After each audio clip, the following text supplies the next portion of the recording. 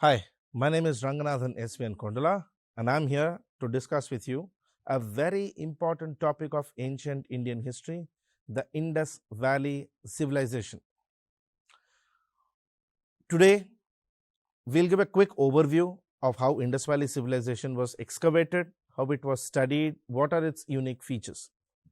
We will primarily be using a mind map system of understanding Indus Valley Civilization. See, Indus Valley Civilization is generally considered a Bronze Age civilization. Chalcolithic era. See, Indus Valley Civilization's excavation, its study, its understanding, its features took a lot of time over the years for historians to understand. It remains one of the earliest developed civilizations. Among the civilizational features, a community becoming a full-fledged civilization, Indus Valley was possibly the first. The time period of Indus Valley, we generally give as 2500 BC to some historians go till 1300 BC. This is the maximum. See, remember, since we are dealing with ancient India, the specific years in ancient India, particularly for the ancient periods of Indus Valley or prehistory or proto-historic period, may vary from historian to historian. That is why this period is also generally called proto-history. The reason why we call this as proto-history is, during this period, we have a lot of sources to read, sources to understand, but at the same time, we do not have exact clarity on what it is. Because the literature, the sources of history are not, we are not able to read them, we are not able to deduce or decipher them. At this point, whatever I am saying is essentially historians' understanding and historians' estimation of different Indus Valley features. Now, Indus Valley civilization was discovered by Dr. Daya Ram Sahani. He is credited to be the guy who discovered Indus Valley civilization back in the 1921. In 1921, he discovered a site called Harappa. Then in 1922, Rakhaldas Banerjee excavated a site called Mohenjo-daro. The word Mohenjo-daro literally means mound of the dead. Mound of the dead basically means like an artificial mountain of skeletons. When Mohenjo-daro was excavated, there were a series of skeletons which were found in this period, in this region. That's why we called it Mohenjo-daro. Now remember, the terminology that we give, Harappa, Mohenjo-daro, is simply our terminology, the terminology which we consider to be Harappa and Mohenjo-daro. We are not sure if Indus people themselves called it Indus Valley civilization. So overall, from 2500 BC to approximately 1300 BC. And we break down Indus Valley into three periods. Three periods of Indus Valley civilization. Or three phases. The early phase, the mature phase, and the later phase. Now remember, all the sites that you actually study in your textbook, Mohenjo-daro, Harappa, Rakhi-gari, Chanhu-daro, Kovdiji, most of these come from the middle phase. The early phase shows some features of Indus Valley civilization. The later phase show a declined sequence of Indus Valley civilization. Majority of the core features are only observed in the mature phase. Now, that's why the chronology of Indus Valley civilization is given there. 3500 BC to 2600 BC. 3500 BC to 2600 BC, that is the early phase. 2600 BC to 1900 BC, we generally call this middle phase or mature phase. This is where most of the Indus Valley features come from. And then comes the late phase, 1900 BC to approximately 1300 BC. This is where we see a sort of decline in Indus Valley's features. Okay. Now, at the same time, there is one more significant challenge with Indus Valley civilization. What can it be called? Terminology. Total 1450 plus sites. Majority of them based around Indus River. That's the main reason why we call this Indus Valley civilization. But at the same time, this also happens to be around the ancient Saraswati River. The ancient Saraswati River. That is why some historians call it Saraswati civilization. Like for example, Sir John Marshall. John Marshall called it Saraswati civilization. The Saraswati civilization because most of the area tends to be falling around the Saraswati river system, and modern historians like Romila Thapar, R.S. Sharma even call it 𝗧𝗪 civilization because Indus Valley settlements majority in India today fall around the 𝗧𝗪 river, the 𝗧𝗪 river. Now if you see in terms of the extent of the civilization, totally 13 lakh square kilometers, approximately 1450 settlements. In the north, Indus Valley's extent goes till Manda in Jammu and Kashmir. In the south, it goes until Daimabad, Maharashtra. In the east, it goes till Alamgirpur near Meerut in UP. And in the west, till Sukta Gendor of Balochistan. Now, there is one interesting aspect or one interesting information that you need to know. The outermost settlement of Indus Valley seems to be 𝗧𝗏𝗃. 𝗧𝗏𝗃 comes almost in the North Afghanistan region. Most probably, recent historians have called 𝗧𝗏𝗃 an outer trade post rather than a settlement. 𝗧𝗏𝗃 was termed as an outer trade post rather than a settlement. In terms of total area, 13 lakh square kilometers or 3.2 million square kilometers. And Indus Valley civilization, as I said, is considered Indus Valley because most of the settlements falls around the Indus River Valley. Indus River Valley's key river has been Saraswati River. So that's why some of them have ended up calling it Saraswati civilization, and few others have called it 𝗧𝗪 because this river goes like this as 𝗧𝗪 River. 𝗧𝗪 River is one of the feeders of the Ganga Yamuna river system. The settlement is completely named after Indus Valley river system. Okay. Unique feature, it's urbanization. Indus Valley has very good urban planning. Indus Valley seems to have had perfect urban planning system. Now, in terms of town planning, most important features of Indus Valley are its town planning. One special thing about Indus Valley towns is most of the towns are, at least majority of them are divided into two-part settlements. Two-part settlements. In the west, they have a high mound. In the east, they have a low, flat surface. And in general, people enter from the east, go to the west.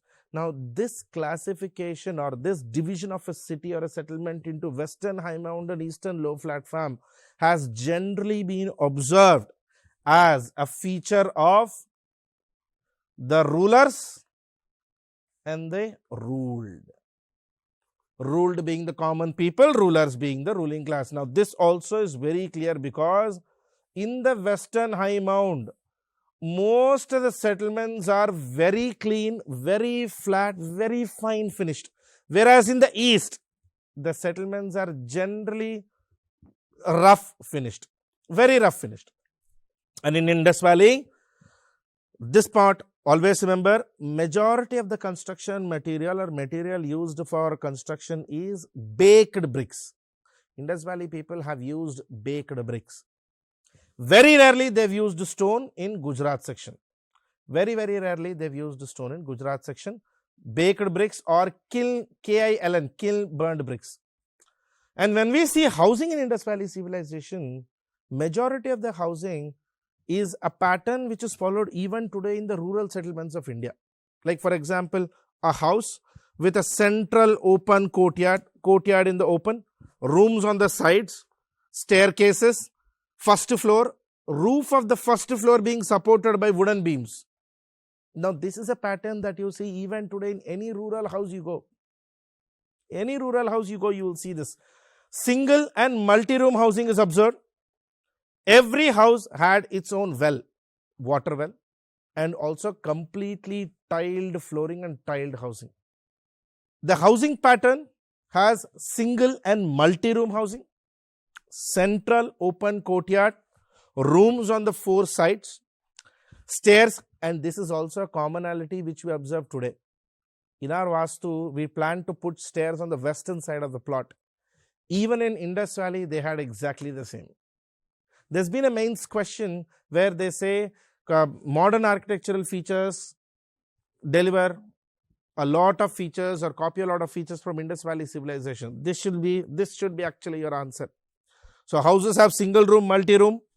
Every house had its own water well, so they were self-sufficient. No two houses had a same common wall. Houses were always divided by at least 5 to 10 feet worth of land in between them, generally called the no man's land. Generally observed as the no man's land. Tiled flooring was observed. Flat terrace was observed in Indus Valley civilization. See, we have this patio roofs like this. This is called patio. This is not observed in Indus Valley civilization. Instead, they have flat roof housing. Flat. Okay. Some of the houses were too big, some were too small, and one common feature in Indus Valley civilization which we observe even today in modern constructions is row housing or sequential housing. Row housing or sequential housing. Very rarely, but definitely we've seen two-storied houses, houses with two floors, first floor and second floor, and there has also been examples of bathrooms or toilets in the first and second floor. So Indus Valley people also knew about plumbing and hygiene and sanitation.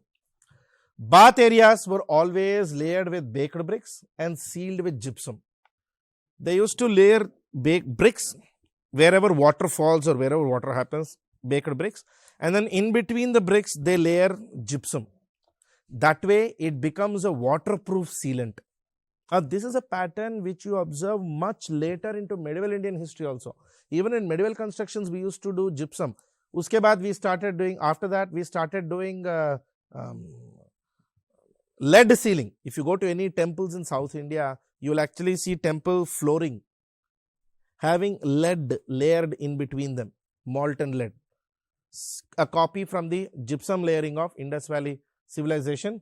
And as I said, there were toilets on the first floor. The toilets were even connected to the common drain canal using terracotta pipes. Terracotta means baked clay. They used to use baked clay pipes. Now this is a pattern observed again much later into even modern Indian history. Even modern constructions just about 30-40 years back also buildings used to have baked clay water pipes from Indus Valley civilization. There is also a series of public structures like bath, probably like a layered stepped water tank which we observe in Mohenjo-daro, and granaries. Granaries were essentially large storehouses where grains were stored, most probably for essential supplies when needed. There's one more pattern. If you see roads and drainage of Indus Valley civilization, Indus Valley entire settlement was grid pattern. Grid pattern is basically where roads actually cut into each other at 90-degree angle, exactly 90 degrees. No 60-degree, no turnings. Perfect grid planning. Also, the cities were layered in parts. So there used to be one full block, then a 90-degree road structure, one more block, 90-degree road structure, and each block has same type of housing. One room, one attached bathroom, two rooms, one attached bathroom, this model. So basically this was a very well planned, well established living system. And when we see the drainage, the drain canals were channels, 3 feet deep channels on the sides of the road or sometimes under the road. All houses were connected to these drain canals, and these were completely covered with slabs, either stone slabs or baked brick layering. Pretty much every house had a drain canal. That indicates the importance Indus Valley people gave to hygiene and health, the drain canal system. Now, this is the best example I'll show you of a house pattern. See this. Central open courtyard, and you can see rooms on the sides, flat roof on the top, rooms on all the sides, staircases, and how the beams are supporting the upper roof. This is a pattern which we observe even today in modern housing. And in Indus Valley, 2 important words of caution. Number 1, the doors and the windows of the house do not open onto the main street. If you observe here, it's very clear. There are no windows or doors here. They don't open onto the main street. Number 1. Second thing, you see the houses have a gap in between them. Now, this is a feature which we observe in modern European house planning. This is not something which we observe in much later period also. Some important cities of Indus Valley civilization. For example, take Harappa. Harappa is on the bank of Ravi river. It was the first excavated site by Dr. Dayaram Sahani. He was an archaeologist with ASI. And Harappa's most important findings is a citadel. Citadel basically means an area with large buildings. Most probably you can say buildings of rulers, buildings of administrators, or buildings of governance. Great granary, a very big storehouse, approximately, even according to R.S. Sharma, about 884 square feet worth of size of granary. This is very similar to the modern day FCI godowns. You know how we have FCI godowns, Food Corporation of India godowns? Same logic. Most probably, Indus Valley the grains used to be brought from other settlements. They used to store it in the grains, and whenever there were floods or whenever there was an emergency requirement, these grains used to be supplied to the people. Circular platforms for thrashing the grains were also observed. Now, this is common which we observe even today in your villages. You will see this. A circular platform where paddy is actually beaten, paddy is thrashed. We also see 2-room barracks or 2-room housing, and plenty of bronze items were observed in Harappa. Plenty of bronze items. Many, numerous of them were observed in Harappa. This is basically the granary example. If you see layered brick, and it also has air inlet channels here. You can see air inlet channels every now and then. The logic of these air inlet channels is to have enough amount of aeration so that the grains don't get ruined. When it comes to Mohenjo-daro, Mohenjo-daro is on the banks of Indus river. It was excavated by Rakhaldas Banerjee, 1922. As of now, Mohenjo-daro is considered the largest excavated Indus Valley site. Fact. Remember, Mohenjo-daro is in Pakistan. So, it is 𝗪𝗏 of India, which is the largest Indus Valley site in India. In India, it is 𝗪𝗏, but overall Indus Valley, it is Mohenjo-daro. As I said, the word Mohenjo-daro basically means mound of the dead, because numerous skeletons were found here. Plenty of skeletons were found here when R.D. sir was actually excavating. It had the largest granary. One special excavation or one special thing about Indus Valley Mohenjo-daro site is the great bath. The great bath is like a stepped water tank. It looks like this.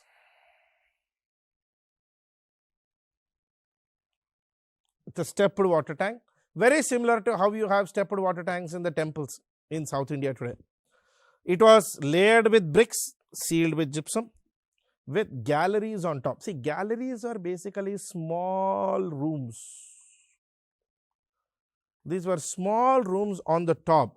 Most probably it is because of galleries that people like Sir John Marshall and R.D. Banerjee said that this great bath might have been for some sort of ritual. That is, people might have been taking a dip in the great bath and go to gallery and do some ritual. Also, the bronze girl dancing statue, bronze dancing girl statue was also observed in Mohenjo-daro. Mohenjo-daro is also special for seals. Seals were little blocks, little 2" by 2" square blocks made of steatite or soapstone. Steatite or soapstone. They have an impression of unicorn. Pasupadi impression. Pasupadinath seal, most popular. It is basically a seal of a yogi sitting in the center with 4 animals on 4 sides: bull, rhinoceros, buffalo, elephant, with 2 antelopes near the legs. Unique Pasupadinath seal, which historians called even Proto-Shiva seal. And then the mother goddess seal. This is also something unique to Indus Valley civilization, particularly Mohenjo-daro. Now, this is what I was meaning by saying grid plan structures. You can see how the entire site is grid structure. This is the western high mount. This is the eastern low platform, Indus River. So, people enter from the east, they go to the west, and entirely it is perfectly grid planned structure. It looks perfect as an Indus Valley plan. Okay. This is an ideal example of Mohenjo-daro. And this one, on top of high mount, the place which is there, this is what we call citadel. The area on top of the mountain, flat thing where everything is fine finished, that is what we call citadel. Okay. Example of great bath in Mohenjo-daro, stepped water tank. One of the important places in India is Lothal, a city which has been divided into 6 parts. Speciality of Lothal is an artificial dockyard. See, Lothal is actually not on the coast. It is slightly inside in Gujarat. But still, they built a little canal all the way from the sea coast till the settlement with an artificial dockyard of approximately 238 feet deep. Might be mainly for sea trade. See, Indus Valley people used to do extensive amount of trade with Mesopotamians. Plenty of trade with Mesopotamians. We see an observation here. Houses, building, entrance, everything. Unique if you see is they have direct into the main street. Now, if you observe, some time ago I told you that in general sense, Indus Valley settlements do not have doors or windows onto the main street. Some time ago I said this. Lothal, slight variation. We do see them directly into the main street. And most important findings, rice husk, dockyard, artificial dockyard, and a bead making industry. Beads are like artificial jewelry, a sort of bead making industry observed in IVC settlements, Indus Valley settlements, particularly Lothal. Lothal is currently in our consideration for UNESCO World Heritage Site. Hopefully, we will get it through. Kalibangan, another important site in Rajasthan. The word Kalibangan should basically bring to your mind bangle industry.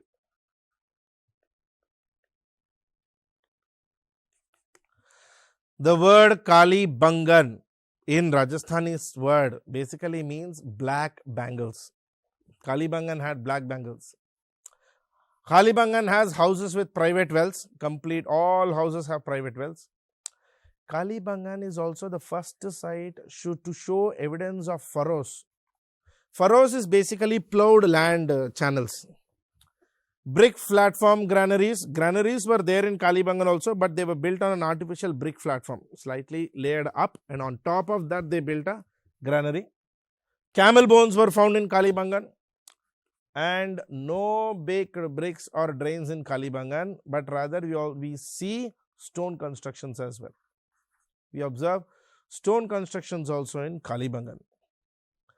This year, one unique site which has been in news a lot is 𝗧𝗏𝗧. Kalibangan is in Rajasthan, 𝗧𝗏𝗧 is in Gujarat. It's in Gujarat. 𝗧𝗏𝗧 is a site known for 3 citadels, 3 high mounts with unique water reservoirs, series of check dams actually. Now, historian B.B. Lal even went to the point of saying that possibly 𝗧𝗏𝗧 used to go through much of flooding, and because of its consistent problem with flooding, there was an issue, and that's the reason they built so many check dams and series of dams.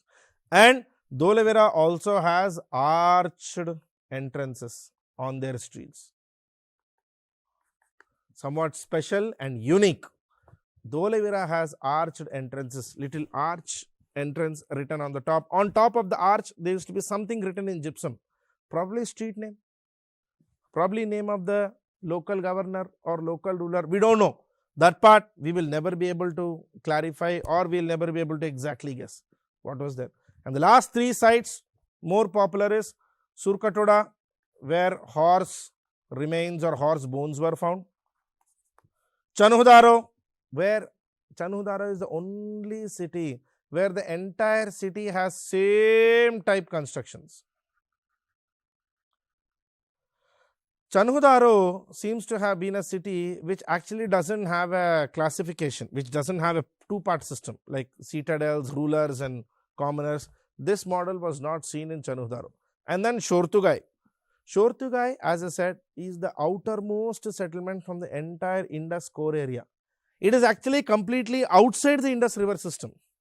Most probably it was a trade center or a trade post, outermost trade post for the Indus Valley civilization. 𝗧𝗏𝗧, 𝗬𝗏𝗧, 𝗧𝗏𝗧. And remember, 𝗧𝗏𝗧, Lothal are the ones which are in India. Okay, 𝗧𝗏𝗧 and Lothal. And this horse bone remained a major controversy, because when the horse bones were found, we were not sure if Indus Valley people actually knew about horse, and we are not sure even today, because other than the horse bones, there is absolutely zero reference in Indus Valley civilization for the animal horse, either in their terracotta toys, either in their seals or in their carvings. No other information except other than horse bones. No other place refers to horses in Indus Valley civilization. And finally, remember, Indus Valley's contemporary civilizations were Chinese, the Mesopotamians, and the Egyptians. Egyptians on Nile, Mesopotamians on Tigris or Euphrates river,